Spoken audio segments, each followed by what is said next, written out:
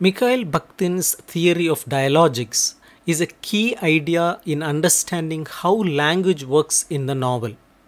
Dialogics is about how language is always addressed to someone. Every time we speak or write, we do so with an awareness that someone else will hear or read our words. This idea, which Bakhtin calls addressivity, highlights that language is never neutral or isolated.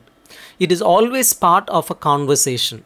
Unlike many linguists and Russian formalists of his time, Bakhtin focused on this relational nature of language rather than treating it as a fixed system.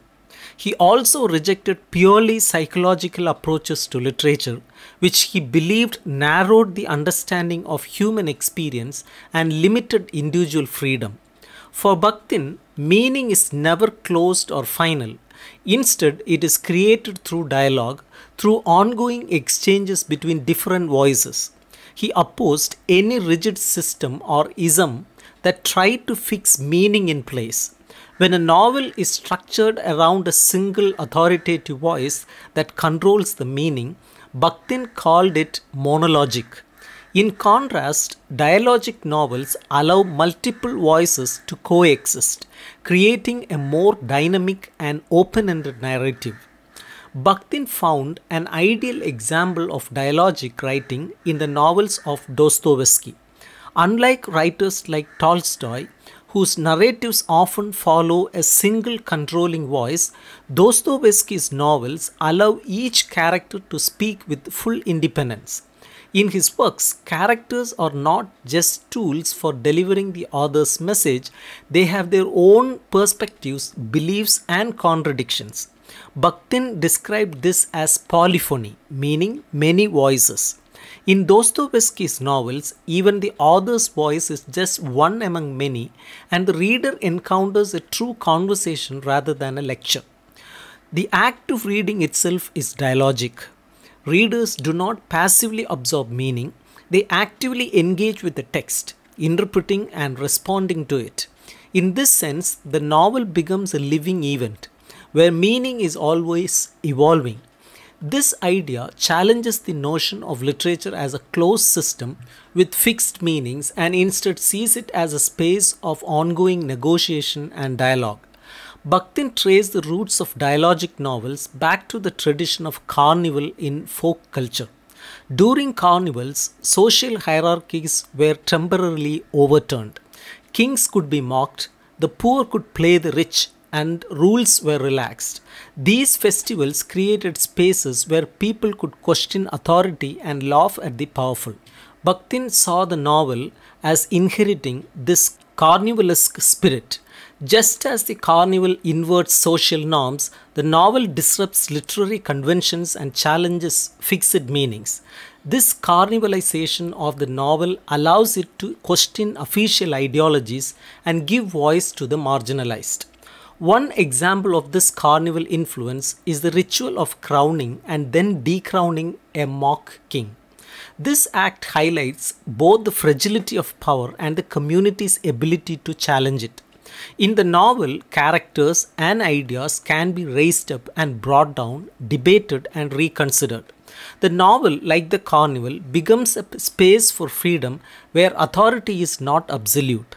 Bakhtin also introduced the concept of the chronotype, which explores how time and space are connected in literature. In ancient epics, for example, time often follows a cyclical pattern, reflecting traditional unchanging societies. In contrast, the modern novel focuses on linear time, past, present, and future, reflecting the dynamic nature of contemporary life. This orientation toward the present and the future allows the novel to explore new possibilities and social realities. The novel is not just another literary genre like the epic or the lyric poem. It is a supergenre, a flexible, ever-evolving form that can incorporate other genres within it. This is why novels can include letters, diaries, poems, songs, and even other stories while still remaining novels. The novel's strength lies in its openness and its ability to question and reshape traditional forms. This adaptability is what allows it to stay relevant and dynamic. For Bakhtin, dialogic novels are also deeply moral works. By allowing multiple voices to coexist, they promote freedom and resist the domination of any single worldview. In contrast, monologic works where a single voice controls the narrative limit the reader's ability to think freely. Bakhtin's ideas emerged in a political context where freedom of speech was often suppressed. Living through the repressive regimes of Tsars and later Stalin's purges, Bakhtin saw the novel as a space where freedom could survive even in oppressive times. Another aspect of Bakhtin's theory is how the dialogic nature of the novel reflects social conflict. Language is never neutral. It carries social power and ideological struggle. In a novel, different characters often represent conflicting worldviews and their dialogue mirrors real social debates. This makes the novel a unique tool for exploring issues of power, identity, and resistance. Bakhtin's ideas have been interpreted in different ways by different critics. Marxist critics, for example, focus on his concept of the chronotype and his belief that all speech carries hidden ideological struggles. They see Bakhtin's work as a tool for analyzing class conflict and social power structures. Humanistic critics, on the other hand, are more interested in his emphasis on addressivity and the way dialogue promotes human connection. Feminist critics have also found value in Bakhtin's work, particularly his focus on giving voice to the marginalized and the challenging dominant narratives. One of the most radical ideas in Bakhtin's theory is that knowledge itself should be dialogic. In both literature and life, knowledge should not be seen as something fixed or controlled by a single authority. Instead, it should be more open, dynamic, and shaped by dialogue. In a dialogic novel, meaning is not imposed by the author but is created through the interaction of different voices. This applies not just to the characters but also to the relationship between the author and the reader. The reader is not a passive receiver of meaning but an active participant in its creation. Bakhtin also explored how the author can structure a novel to maintain this openness. In a polyphonic novel, the author avoids giving a final judgment or imposing a single interpretation. Instead, the narrative remains open-ended, allowing readers to engage with the text on their own terms. This respect for the reader's freedom reflects Bakhtin's broader moral commitment to dialogue and human agency. In contrast, many traditional novels, especially those from the 19th century, use an intrusive narrator who guides the reader's interpretation. These monologic novels often present a closed view, leaving little room for alternative perspectives. Bakhtin criticized this approach, arguing that it limits the potential of the novel as a space for free thought and dialogue.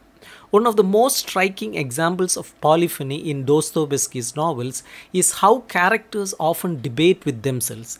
They may talk to their doubles, their alter egos, or even the devil. These internal dialogues reflect the complex, contradictory nature of human consciousness.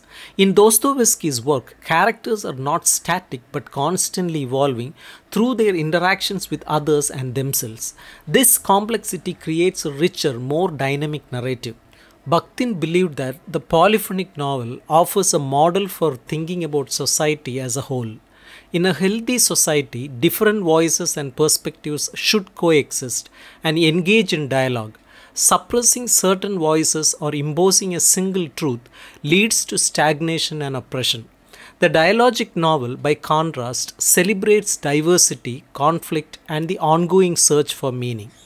Bakhtin's work highlights the deep connection between language, power, and freedom. The novel, in its most dynamic form, becomes a space where voices can meet, clash, and transform one another. It resists fixed meanings and embraces complexity, offering readers not just stories but spaces for reflection, debate, and dialogue. Through his theory of dialogics, Bakhtin invites us to see literature and life itself as an open conversation, always in progress, always evolving.